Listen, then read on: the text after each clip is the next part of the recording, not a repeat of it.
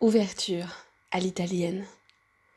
Si vous fermez les yeux, vous entendrez les linges qui dansent au vent comme autant d'étendards, les mâts clinquants des bateaux, les voix qui rient ou crient au loin, la mer tyrrhénienne qui s'en va et revient, quelques vespas agiles, et tout ce cœur improvisé vous dira qu'un chemin est gravé sous les semelles de ceux qui foulent les pavés napolitains. Il y a dans Naples une injonction organique, une boucle de l'histoire à laquelle on doit se soumettre, une sensation aiguë du destin. On ne peut échapper à ce que cette ville a inscrit dans le livre de notre vie. On doit s'y résoudre comme on s'abandonne malgré la peur dans les bras de l'être aimé. Mon nom est Jacques Madelin, j'ai 72 ans. Je suis français, mais une histoire m'a mené dans la baie de Naples il y a 42 années. J'ai perdu l'amour, mais je suis restée dans la ville. Je vis dans un petit appartement au-dessus du bar de Mauricio Licelle, mon meilleur ami. Le café Noubé appartenait à son père et son grand-père avant lui. Noubé veut dire nuage. De lait, de pluie, dessin dans le ciel ou annonce d'un orage. Nuage comme le flou de mon cœur incapable d'aimer à nouveau. Lorsqu'on commande un café à Naples, on peut en régler un second indiqué sur l'ardoise du bar comme un café sospeso. Un café suspendu, offert à qui entrera sans avoir les moyens d'en payer une tasse. Certains disent que cette tradition a été initiée lors des années douloureuses de la Seconde Guerre mondiale. Elle serait née de l'habitude d'une bande de copains qui laissaient toujours un peu plus d'argent, car ils ne savaient jamais lequel d'entre eux avait pensé à régler l'addition. Certains la feront remonter au XIXe siècle, lorsqu'il existait encore des cafetiers ambulants qui se promenaient avec deux gros récipients, l'un empli de lait et l'autre de café. Quand ils croisaient un malheureux, ils lui tendaient le café suspendu qu'un homme plus fortuné avait payé avec le sien, par solidarité et sans doute, dans ce pays imprégné de chrétienté, par charité. Un homme m'a dit que je me trompais, que c'est le fameux acteur Toto, proche de ses racines et généreux, qui en était l'instigateur. Peu importe son origine, le café sospeso vit encore aujourd'hui. On a beau faire une mauvaise réputation à Naples et recommander de prêter attention à son sac quand on s'y promène, il y a des tasses fumantes de générosité partout dans la ville. Avant d'être ce liquide noir, le café est un fruit rouge. Il suit le chemin de l'amour. Les grains naissent dans les caféiers, petits arbustes qui vivent cachés à l'ombre des sous-bois. Si on ouvre leurs fruits charnus, on trouve deux grains verts qui attendent d'être moulus, broyés de chagrin, réduits à la couleur de la cendre. Il m'a fallu du temps pour comprendre que ce monde des impressions dépasse de beaucoup celui que l'on considère comme réel. Il y a dans ce qu'on appelle l'intuition la part essentielle de la vie. Nommez-la instinct, sensation, atmosphère. Je pense tout simplement à l'espace qui contient l'amour, abrite la haine avant qu'elle ne se loge dans les poings, l'espoir qui fait courir plus vite, la peur aussi, le dégoût, la méchanceté, et le plaisir avant qu'il ne devienne orgasme. J'ai toujours su que mon ouvrage consistait à appréhender cette abstraction pour en faire des mots, des images, des valses d'émotions afin de lui donner une forme. Chaque artiste tire cette couverture invisible du côté qu'il croit être juste. Parfois il prend sa revanche sur la surdité des autres à ce qui l'a fait souffrir, souvent. Il pense détenir le secret de la morale. Aujourd'hui, j'ai la conviction que faire le bien, c'est avant tout accepter les émotions flottantes sans laisser leurs ondes sales nous articuler tels des pantins de chair. Maintenant que je vieillis, j'ai l'impression qu'une tasse de café suspendu a parfois plus de valeur qu'une œuvre d'art. Du côté de celui qui laisse, comme de celui qui reçoit, la vie passe dans cette tasse qu'on tend dans son imaginaire ou qu'on accepte de mains inconnues. Ce qu'on offre, ce n'est pas qu'un café. C'est le monde autour, du chahut à partager, des regards à croiser, des gens à aimer. Voici un récit fait de 7 histoires que j'ai recueillies par bribes au café Noubé pendant les 40 dernières années. Toutes sont liées par ce fil invisible qu'est le café suspendu. Un mois après son arrivée, le docteur comprit qu'il avait le mal du pays. Cela s'exprima de façon très surprenante. D'abord, par une peur du soleil qu'il avait peu connue pour avoir vécu dans une province où il disparaissait sans cesse, dissimulé par d'épais nuages. Ensuite, par le besoin d'odeur et du son de son langage. Puis d'une manière surréaliste, bien que tout à fait réelle pour le cœur de Lian Chen, en pleine journée, ses persiennes fermées, alors qu'il étudiait dans l'attente d'éventuels patients, il vit un panda géant qui le regardait fixement. Son corps prenait de la place dans la pièce. Il sentait fort comme tout ours, et sa respiration impressionna Lian Chen. Dans sa région, qui s'appelle les 4 rivières, le Sichuan, il existe un sanctuaire de pandas. Bien sûr, celui-ci était mort et flottait depuis sa demeure funeste pour apaiser l'âme du docteur Chen. Quelques jours plus tard, avant de s'endormir, il entendit les bottes de son père, le bruit exact de ses pas lorsqu'il rentrait tard de la caserne militaire où il était parqué, parfois, plusieurs jours de suite.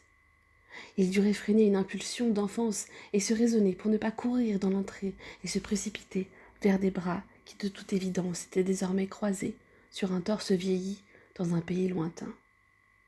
Parfois, c'est l'odeur imaginaire du poulet kung pao qui le réveillait en sursaut et il reprenait conscience dans un désert olfactif qui lui faisait monter les larmes aux yeux. La chambre était triste et le panda ronflait. Depuis son arrivée, le docteur n'avait vu que peu de patients et ne parvenait pas à se résoudre à aller demander de l'aide à la communauté chinoise. Il avait pris le risque de l'ailleurs. Il fallait qu'il s'y accoutume et trouve un chemin qui relie son savoir aux particularités du peuple napolitain. Il devait bien exister un lien entre eux, une évidence. Le second jour de janvier 1982, une fièvre s'empara de moi. Ma tête ne pouvait s'extraire d'une douleur lancinante et ma gorge semblait transpercée de lames. Avec ce qu'il me restait de force, je me traînais hors du lit, traversai la rue et sonnai à la porte du médecin chinois, sans doute l'unique docteur qui ne soit pas en congé et également le seul chez lequel j'avais la force de me rendre. Il étira ses lèvres d'un frémissement pour me signifier d'entrer, sans me suggérer qu'il puisse être content que je me sente malade, ni d'avoir enfin un patient. Je me comportais de manière assez familière avec le docteur Chen. Il vivait depuis bien longtemps dans mon imaginaire et nous avions bu des verres dans des clubs de jazz, mangé du riz, cantonais et ri aux éclats. Lui restait assez distant et mit probablement mon enthousiasme sur le compte de la fièvre. En Chine, les docteurs apprennent à anticiper la maladie. Leur médecine consiste à vous maintenir en bonne santé. Quand ils vous soignent, c'est qu'ils ont échoué et vous ne les payez pas. Je l'ai appris du docteur Chen lui-même. Ce jour où me rendre à son cabinet juste en bas de chez moi avait été une épreuve alors qu'il m'expliquait les rudiments de la médecine de son pays. Son visage presque toujours impassible s'obscurcit et je crus détecter la retenue d'un sanglot. Il se reprit en tortillant sa moustache. « Avez-vous fait l'expérience récente d'une grande joie ou d'une grande peine ?» « Non, je ne pense pas. Aucun médecin ne m'a jamais posé ce genre de questions. Nous avons inventé la médecine en observant les êtres vivants. Et vous, en disséquant les morts. » « Ah, dis-je, sans comprendre tout de suite le rapport. Non, je ne crois pas de joie, ni de peine, je veux dire. Nous ne sommes pas des morceaux, mais un tout. Les choses sont liées. L'esprit, l'âme, le corps entier, les organes entre eux. La maladie se manifeste pour nous dire que l'harmonie nous a quittés. Votre mal de gorge et le mien ne viennent pas du même endroit, voyez-vous. Avez-vous mal à la gorge aussi? Depuis que je suis arrivée en Italie, j'ai perdu mon harmonie, monsieur Madeleine. Puis-je vous aider à la retrouver? C'est moi le médecin, monsieur Madeleine. Certainement. J'ajoutai un désolé car je vis que cela l'avait mis en colère. C'est l'anniversaire? Pardon? Anniversaire de joie ou de peine? Je tremblais. C'était en effet l'anniversaire du décès de ma sœur, dans des circonstances si violentes que personne dans ma famille n'en parlait jamais. Nous avions fait comme si elle n'avait jamais vécu. Je ne lui dis donc rien, mais je sentais qu'il savait déjà. Allongez-vous, je vais vous piquer. On pense à l'équilibre comme une droite, un fil stable, un mouvement arrêté, rigidifié, tel une ligne d'horizon endormie, mais c'est une erreur. L'équilibre n'est jamais statique. Il lutte sans relâche entre les deux forces opposées, complémentaires et interdépendantes, que sont le yin et le yang. Comme une mère tente d'apaiser un conflit dans une fratrie. Ainsi, le jour succède à la nuit, l'expiration à l'inspiration, la vivacité au repos, ils se pourchassent. L'un court après l'autre sans savoir qu'il le poursuit également dans ce cycle qu'est la vie. Et lorsque l'un croît, l'autre décroît. D'une part, le yin, les forces qui semblent éteintes, passives, l'ombre, le froid, l'humidité, la profondeur, la stabilité. De l'autre, le yang, qui lutte à visage découvert. La lumière, le mouvement, la surface des choses, la chaleur, la sécheresse qui craquelle la terre mais attire aussi l'eau. c'est toute l'ambiguïté. Nous sommes une forêt qui a besoin du soleil autant que de la pluie. Le yin et le yang sont des amants terribles. Si l'un venait à manquer à l'autre à long terme, alors ils en mourraient. Ils sont un tout, et ses contours, l'essence même du monde et ses particules infimes, la compréhension mathématique de Dieu chez les taoïstes. Le yang émet, le yin reçoit. Ils s'opposent, mais ne peuvent vivre l'un sans l'autre. Ils sont chaque grande histoire de la littérature, chaque chanson, chaque poème. Le docteur Chen me donna ce jour-là des clés pour comprendre le monde d'une autre façon. Il m'expliqua qu'une joie intense pouvait secouer le corps autant que la peine, que chaque émotion déséquilibrée pouvait créer des inflammations, des douleurs et abîmer notre ki. La vie du docteur Chen consistait à maintenir son équilibre intérieur pour pouvoir aider les autres à retrouver leur centre de gravité. Pourtant, Lian Chen souffrait du dos sans répit. Depuis qu'il avait quitté la Chine, il ne percevait plus ses jambes. La douleur dans le bas de ses lombaires était si forte et irradiait tant qu'elle annulait toute autre sensation. Le voyage dans un cargo humide, recroquevillé jour et nuit pendant plus d'un mois au-dessus d'un manuel italien pouvait évidemment être tenu comme responsable de ce mal, mais cela ne suffisait pas à satisfaire la curiosité que le docteur Chen avait pour les diagnostics. Les enquêtes, presque policières, qui le menaient aux sources du mal de ses patients et qu'il devait, cette fois, mener en lui-même. On pouvait présumer que le déracinement était le coupable idéal.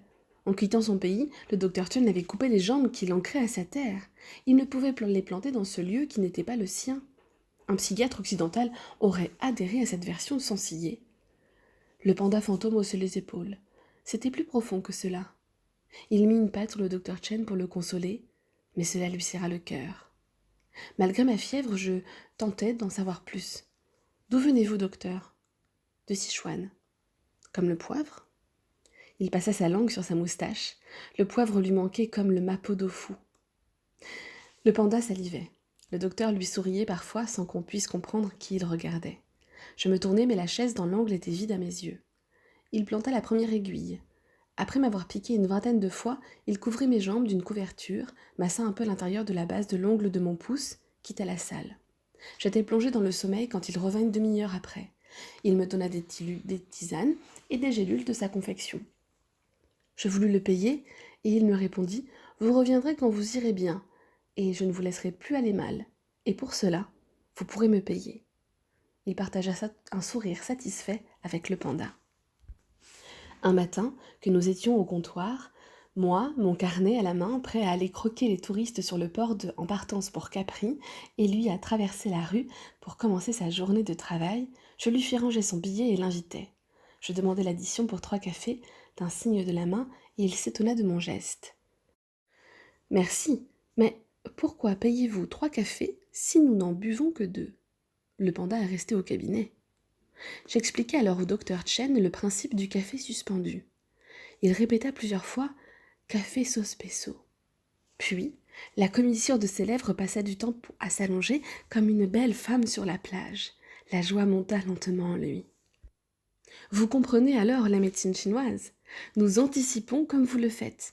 Le mal est invisible, mais vous savez qu'il existe, et vous rétablissez l'harmonie. Cela vous semble-t-il clair désormais ? J'opinai du chef. Je ne vis pas à qui le docteur adressait un sourire, mais j'imagine que le fantôme du panda était apparu pour lui dire au revoir. Il avait enfin trouvé un lien entre son ancien pays et le nouveau, et pouvait se sentir chez lui. Le lendemain, sur la plaque qui indiquait le nom du docteur Chen, devant son cabinet, il était indiqué « Docteur suspendu ». Il n'eut plus jamais mal au dos. Il y a les gens heureux et ceux qui créent. Je n'ai pas eu la vie que j'imaginais, mais mon cœur s'est senti à sa place au fond de ce café, penché sur mon carnet. Alors, si vous en avez les moyens, je vous encourage à laisser ce récit dans une chambre d'hôtel, un wagon de train ou un banc pour qui ne pourrait pas s'offrir un livre. Un roman suspendu.